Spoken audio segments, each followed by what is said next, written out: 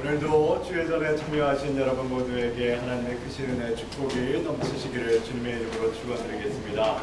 특별히 우리 오늘 고등부를 졸업하고 우리 함께 예배하는 우리 자랑스러운 우리 청년들이 여기 있습니다. 함께 뜨거운 박수 한번 환영합니다.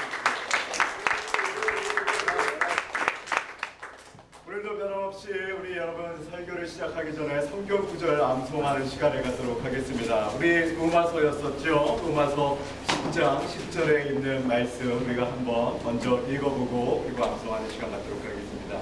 같이 읽겠습니다. 시작. 사람이 마음으로 믿어 의에 이르고 입으로 시인하여 구원에 이르느니라. 로마서 10장 10절의 말씀입니다. 여러분 너무나도 잘 아시는 말씀입니다. 다시 한번 읽어보겠습니다. 시작. 사람이 마음으로 믿어 의에 이르고 입으로 시인하여 구원에 이르느니라. 로마서 10장 10절의 말씀입니다. 매주 한 절씩 읽어 나가시고 외워 나가실 때 여러분 52주면 1년에 52개의 성경 암송을 하실 수가 있습니다. 그럼 다 같이 눈을 감으시겠습니다. 눈 감기 전에 한번 사진으로 찰칵 하고 찍으십시오. 자, 준비되셨습니까? 찍겠습니다. 찰칵. 자, 시작하겠습니다. 사람이 마음으로 믿어 의에 이르고 입으로 시인하여 구원에 이르느니라. 로마서 10장 10절 말씀. 할렐루야. 감사합니다. 아멘. 지난 주간에 늦게 신학을 공부하시고요. 이제 다음 주 7월 20일 날 다음 주에 불모지 선교지 땅으로 떠나시는 선교사님 한 분을 만나 뵈었었습니다. 아직 결혼하시지도 않은 그런 총각이시고요. 나이는 있으신데 홀로 떠나시는데 얼마나 마음 신경이 또 여러 가지로 또 교차하시겠습니까? 그래서 그분을 정성껏 식사 대접을 하고요. 또 여러 말씀을 함께 나누는 시간을 가졌었습니다. 저도 여러분이 잘 아시듯이 터키 안디옥에 선교사로 있지 않았었습니까? 그래서 그분이 물으시더라고요. 선교지에 가면 무엇을 가져가야 합니까? 라고 그렇게 물어보셨습니다. 여러분들 한번 대답해 보시겠습니까? 선교지에 가면 무엇을 가져가야 하겠습니까? 그럼 한번 생각나는 대로 한번 말씀해 주십시오. 무엇을 가져가야 할까요? 선교지에 가면. 옛날 왜 그런 무수개 얘기들 있지 않습니까? 무인도에 가면 무엇을 가져가야 합니까? 라고 하는 것처럼 여러분 선교지에 가면 무엇을 가져가시겠습니까? 한번 말씀해 주시죠. 김치. 좋습니다. 맞습니다. 나가면 김치를 먹을 수가 없어갖고요. 그래서 김치가 정말 금치가 됩니다. 너무나 귀합니다. 또요. 또 뭐가 있겠습니까? 라면 같은 것도 있을 수 있겠고요. 또요. 또 뭐가 있어요? 고추장이요? 뭐요? 무스탕이요? 블루스타. 뭐 이렇게 끓여 먹을 거요. 무인도 아닙니다. 선교지도 그런 거 다 있습니다. 뭐가 있을까요? 뭐 비상금 같은 것도 있을까요? 비자? 네, 비상금이요. 그래서 우리가 이렇게 누군가가 갑자기 써야 될 때가 있을 때 돈을 써야 될 수 있으니까 그래서 사실 조그마한 봉투도 마련해 드렸습니다. 그래서 선교지에 가셔서 쓰십시오라고 그렇게도 드렸습니다. 무엇이 있을까요? 그 선교사님이 제게 물었습니다. 그래서 제게 물으시길래 제가 이렇게 답변을 드렸습니다. 선교사님, 나가실 때 반드시 기도를 가지고 가십시오. 그리고 그곳에서 새벽 기도 끊이지 않고 하시고요. 그리고 다시 돌아오실 때도 기도를 가지고 돌아오시는 선교사님 되시길 바랍니다. 라고 그렇게 말씀드렸습니다. 참 쉬운 말입니다. 또 당연한 말이고요.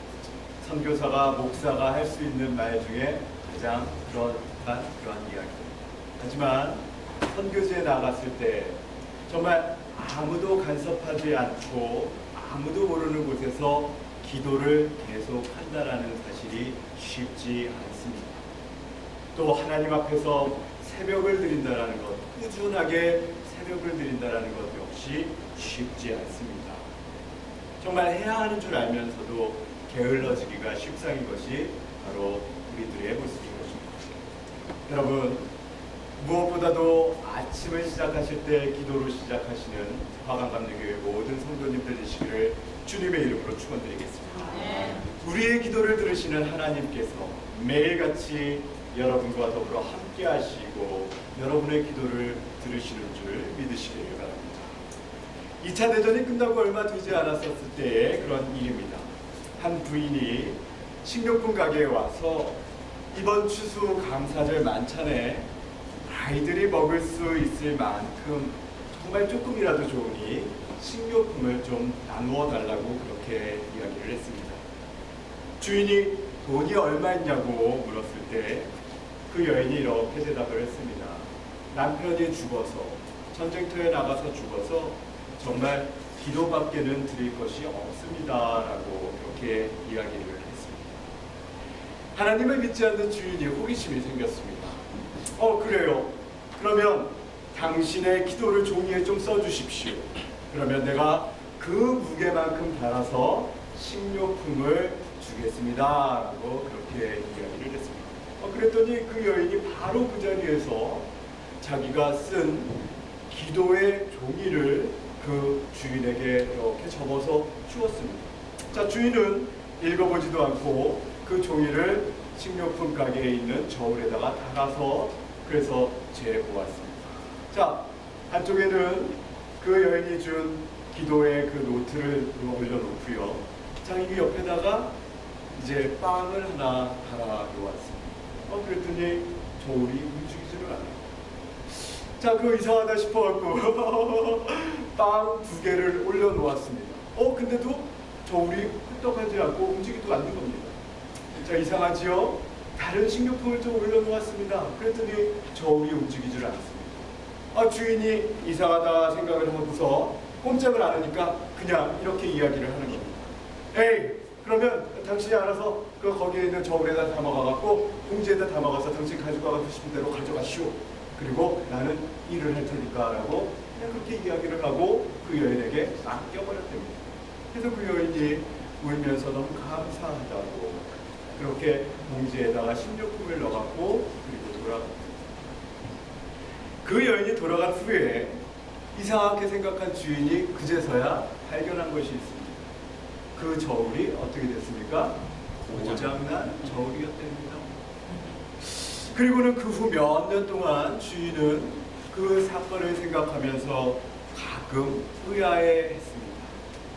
그 일이 정말 우연히 있었었던 일일까? 왜 부인이 하필이면 그때 적어놓았던 기도의 제목들을 가지고 있었던 것일까? 그리고 그 부인이 왔을 때 그 저울이 왜 그때 고장났었던 것일까? 그때 그 부인이 적은 기도문 아직도 읽어보지 않았었는데 그때 펴서 읽어보았답니다. 그랬더니 그 부인이 적은 기도문에는 이렇게 적혀 있었답니다. 주여, 오늘날 우리에게 일용할 양식을 주시옵소서.